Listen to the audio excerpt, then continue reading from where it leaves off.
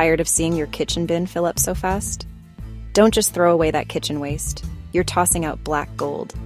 In just a few weeks, you can transform it into a powerful, nutrient-rich, natural fertilizer right at home.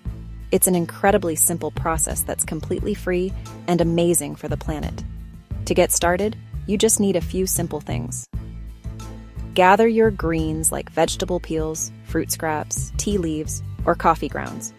You'll also need a container and some browns, like dry leaves or a bit of soil, to balance things out.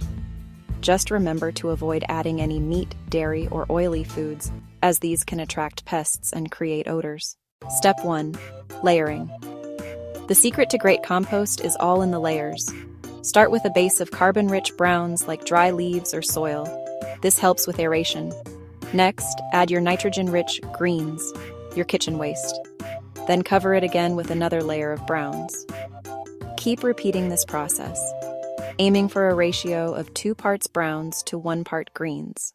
Step 2 is all about maintenance.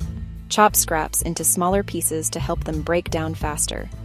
Mix the pile every 2 to 3 days to add air and keep it slightly moist. If it smells, add more dry browns. To prevent fruit flies, cover fresh scraps with a layer of browns. Step 3. Wait in about 3 to 4 weeks. Your waste turns into dark soil-like compost. That's your fertilizer. Step 4. Use it. Add it to your plants or garden soil for faster growth and healthier leaves. Try this today and turn waste into wealth.